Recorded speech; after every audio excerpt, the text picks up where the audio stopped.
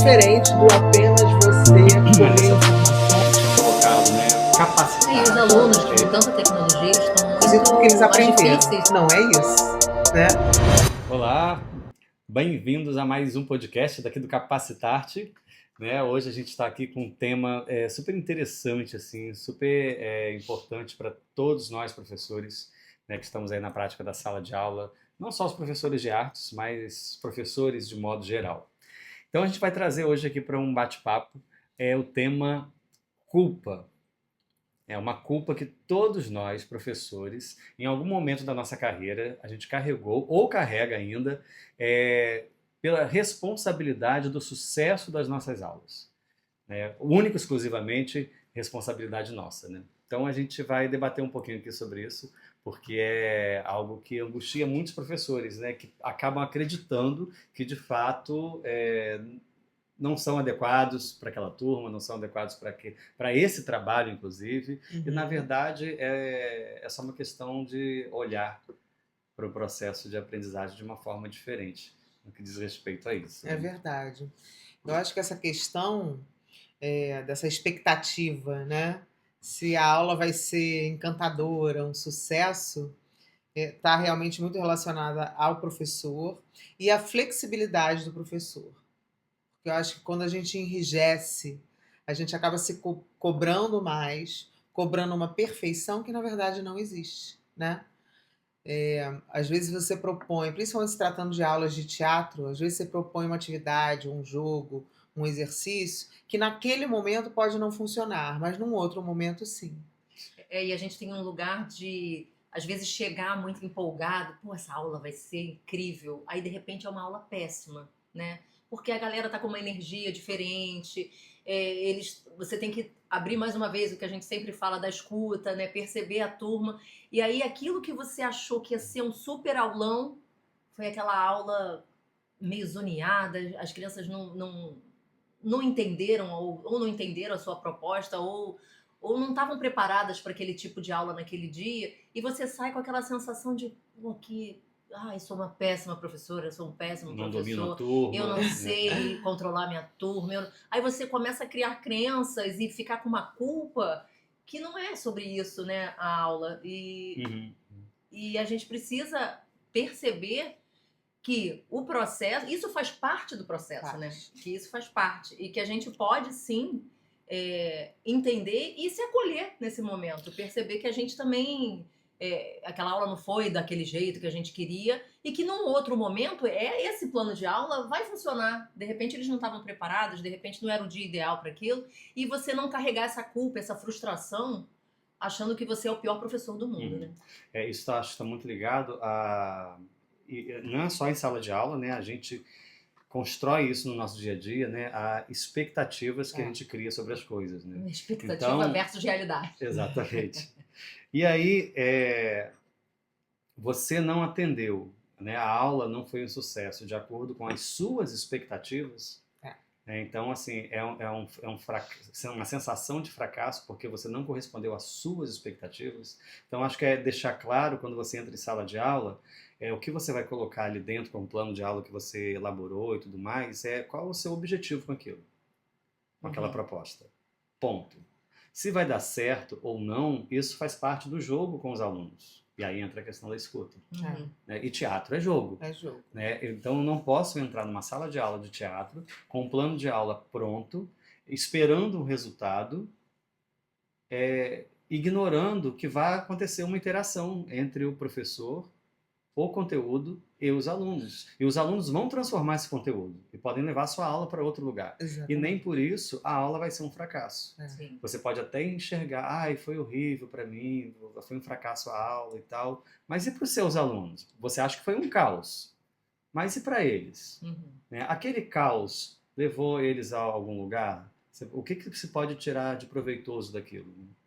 Então essa escuta não só com os alunos, mas uma escuta com você mesmo. Tá? Exatamente. Porque quando a gente cria expectativas mesmo, a gente espera, como você bem disse, um resultado que já está programado na nossa mente, né?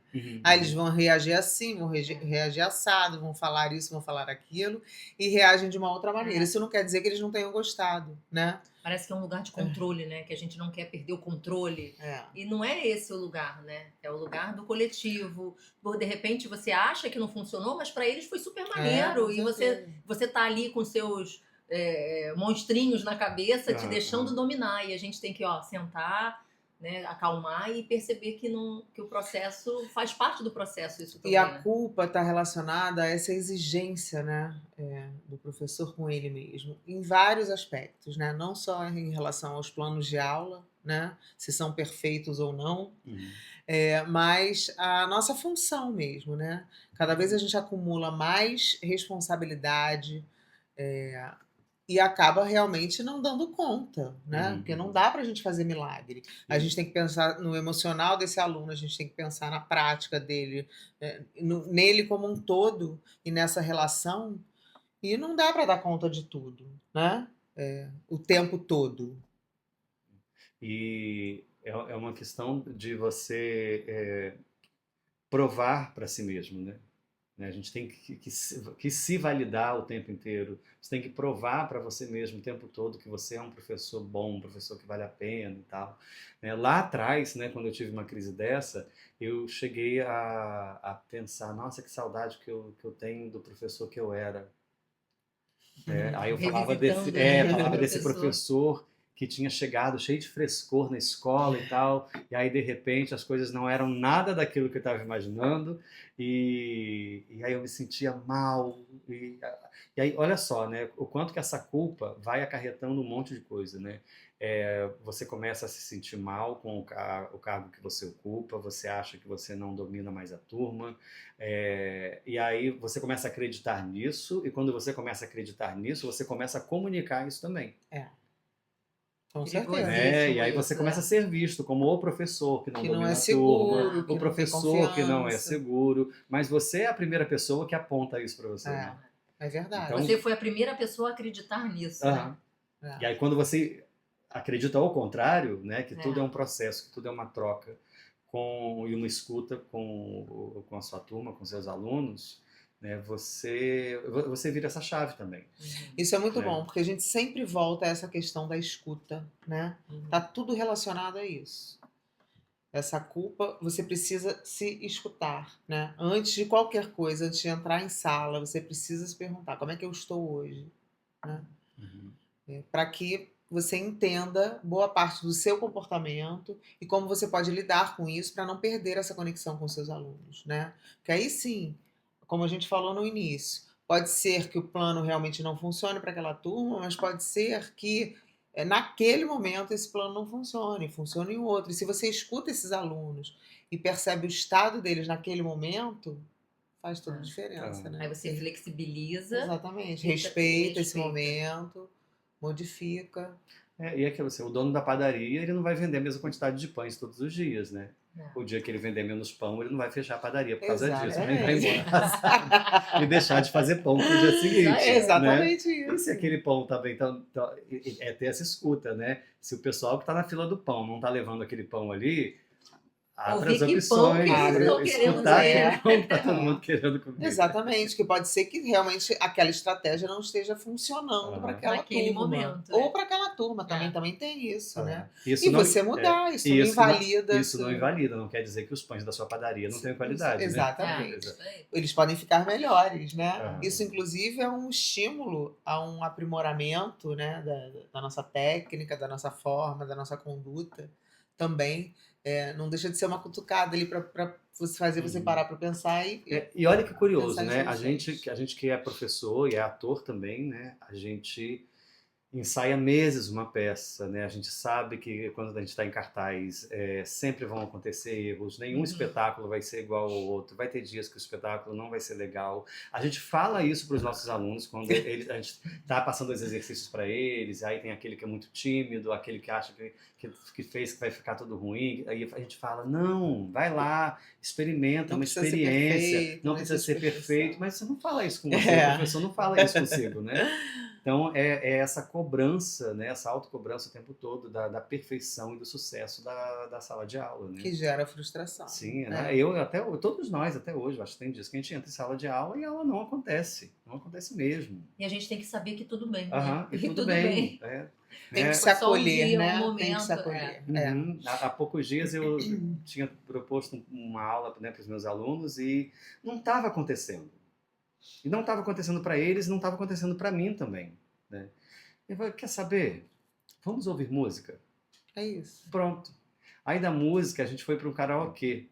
Do karaokê, o pessoal começou a fazer clipe. De clipe, daqui a pouco, eles já estavam se dividindo em grupos, para não sei o quê. Aí cada grupo pediu uma música. E aí eles faziam uma encenação da música. Olha só, pelo simples fato da gente, vamos parar tudo e vamos ouvir música, vamos relaxar, vamos ficar quieto aqui.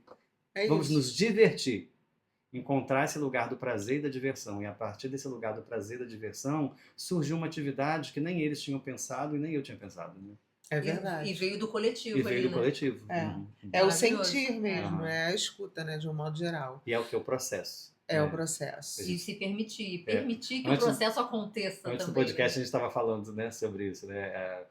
Executar as coisas pensando no resultado, pensando no sucesso e não se apaixonar pelo processo. Né? E o mais importante é a gente se apaixonar pelo processo. E eu acho que essa exigência toda também com nós mesmos vai de um mundo cada vez mais acelerado, né? Só para a gente concluir, a gente não vai estender muito.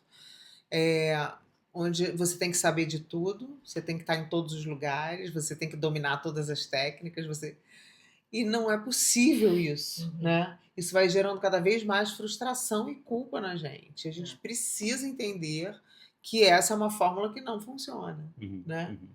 Para a gente não adoecer. E não ensinar aos nossos alunos isso, né? Educar enquanto pais, enquanto professores, é um trabalho árduo e desafiador. Então, assim, não precisa ser mais do que já é. Então, acho que a gente pode aliviar de peso, né? Tirar umas sacolas dos ombros e carregar só aquilo que é necessário mesmo, acho que faz bem para todos, né? Não só para os alunos, mas para nós professores também. Né? E se isso persistir, buscar ali uma resposta também, né? Mais clara. Será que é alguma crença que eu carrego e que me impede de me permitir não ser perfeita o tempo todo, né?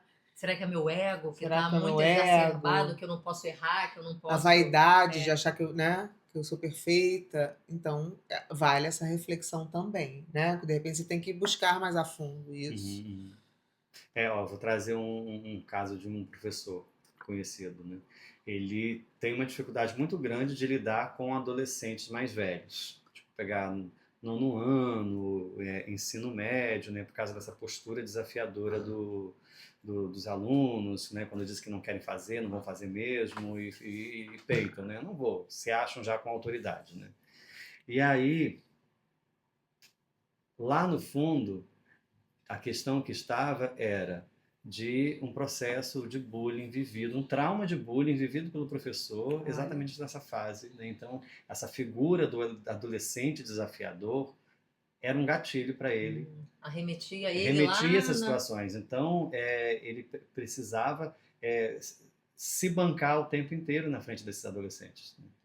Usando o autoritarismo para isso. Exatamente. Né? E não se permitir ser subjugado, né, por toda aquela situação que ele foi subjugado durante o processo de bullying que ele viveu. Né? Mas ele identificou isso? Sim. Que bom, né? Maravilhoso. Então, acho que fica a dica, né? De também olhar para em algum lugar tem... O que isso quer dizer de mim, né? O que quer dizer de mim? Tudo passa pelo autoconhecimento, né? Exatamente. Isso para tudo na nossa vida. A gente precisa se conhecer para a gente poder se conectar com os outros, com os nossos alunos e com nós mesmos. Aí, e ninguém tem que provar nada para ninguém, tem que conviver. E vamos respeitar o processo, né? E curti-lo.